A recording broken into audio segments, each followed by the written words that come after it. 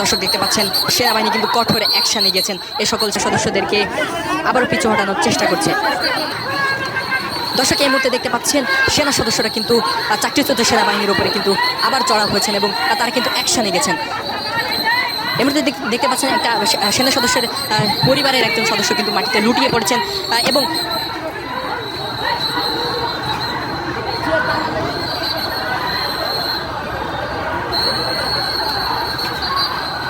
দর্শক দেখতে পাচ্ছেন সেনাবাহিনী কিন্তু কঠোর অ্যাকশনে গেছেন, এ সকল সেনা সদস্যদের চাকরিচ্যুত সেনা সদস্যদেরকে কিন্তু পিছু হটানোর জন্য। এই মুহূর্তে দেখতে পাচ্ছেন যে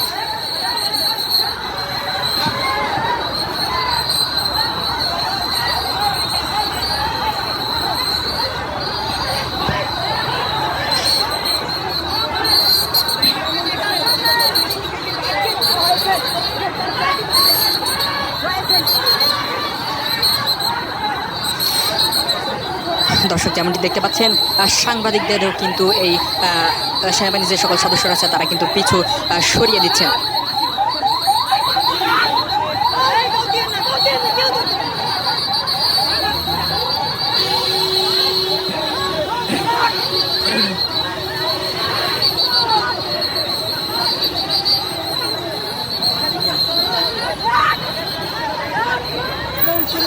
দর্শক এক প্রকার রণক্ষেত্রে পরিণত হয়েছে কিন্তু এই জাতীয় প্রেস ক্লাবের সামনে, সে বিষয়টি কিন্তু দেখানোর চেষ্টা করছে।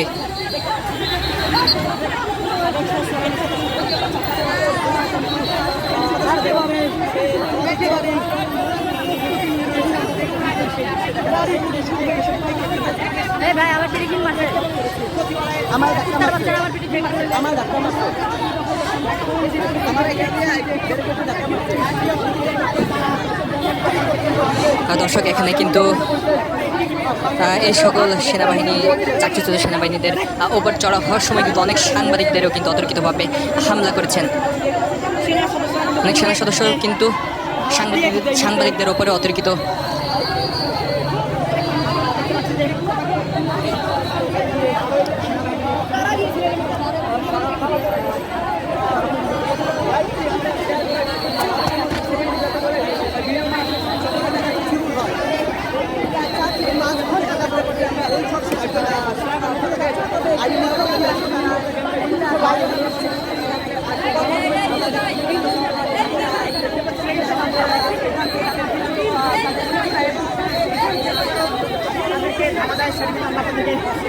দেখাচ্ছিলাম।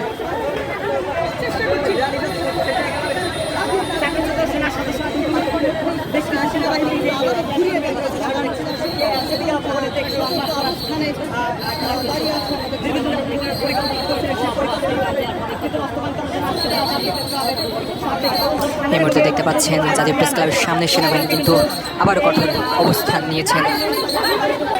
দর্শক এই মুহূর্তে দেখতে পাচ্ছেন বিগত সরকারের আমলে যে সকল সেনাবাহিনী চাকরিচ্যুত হয়েছিল তারা কিন্তু তাদের চাকরি পূর্ণ হলে দাবিতে আবার প্রেস ক্লাবের সামনে কিন্তু তারা মানববন্ধন করেছিলেন এবং এক পর্যায়ে এই সেনাবাহিনীর যে সকল ঊর্ধ্বতন কর্মকর্তারা আছে তারা কিন্তু তাদের সাথে কথা বলতে এসেছিলেন এবং দ্বিতীয় দফা আলোচনার পরেও তারা কিন্তু তাদের দাবি পরিপূর্ণভাবে মেনে নেয়নি এবং যার পরিপ্রেক্ষিতে দেখতে পাচ্ছেন এই সকল সেনা সদস্যরা এই প্রেস ক্লাব থেকে বের হয়ে যাওয়ার সময় আবারও কিন্তু যে সকল চাকরিচ্যুত পুলিশ সদস্যরা আছে তারা কিন্তু আবারও প্রেস ক্লাবের মূল ফটক তারা কিন্তু অবরুদ্ধ করেন এবং এক পর্যায়ে কিন্তু তারা এই সেনাবাহিনীর যে সকল সদস্যরা আছে তারা কিন্তু তাদেরকে এই চাকরিচ্যুত যে সকল সেনা সদস্য আছে তাদেরকে কিন্তু লাঠিচার্জের মাধ্যমে তাদেরকে কিন্তু একদিকে সরিয়ে দেয়। দর্শক এই মুহূর্তে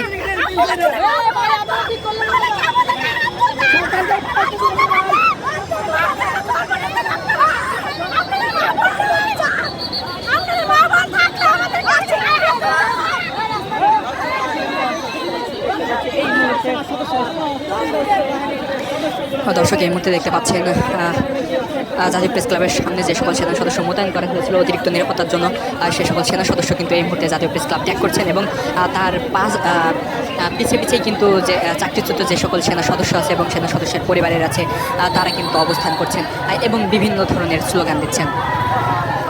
সেই বিষয়টি কিন্তু আমরা আপনাদেরকে দেখানোর চেষ্টা করছি।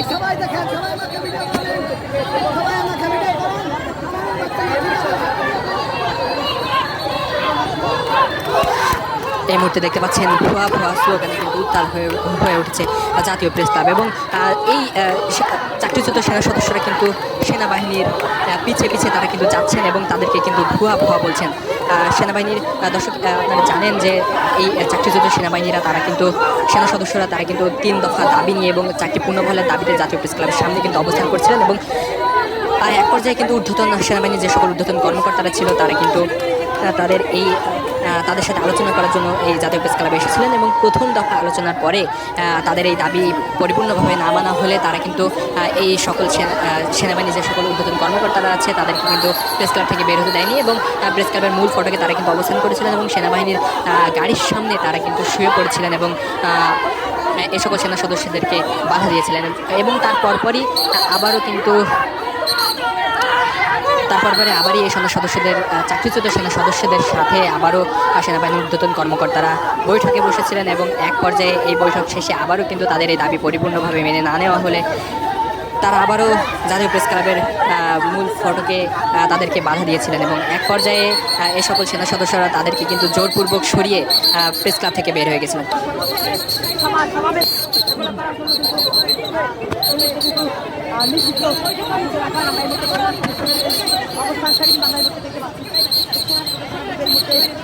সবাইকে কিন্তু সরিয়ে দেওয়া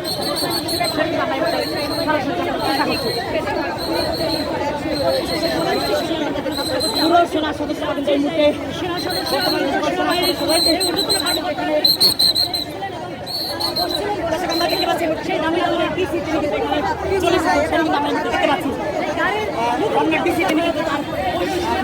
দেখতে পাচ্ছেন সার্বিক পরিস্থিতি মোকাবেলায় রমজানের ডিসি মাসুদ কিন্তু এই মুহূর্তে এখানে উপস্থিত হয়েছেন।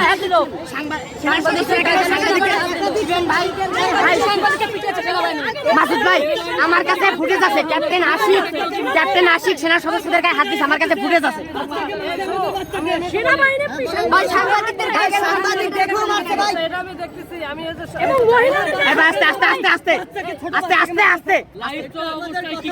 সাংবাদিককে ধাক্কা দিয়ে চলে যায়, সাংবাদিককে ধাক্কা দিচ্ছে।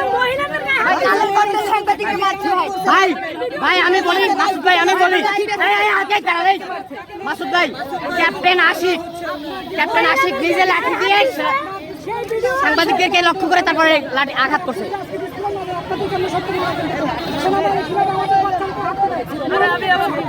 ভাই ইচ্ছা করে মারছি, পরিচয় দেওয়ার পর মারছি, কেমন এটা সম্ভব? ভাই সবার গলায় আইডি কার্ড রয়েছে।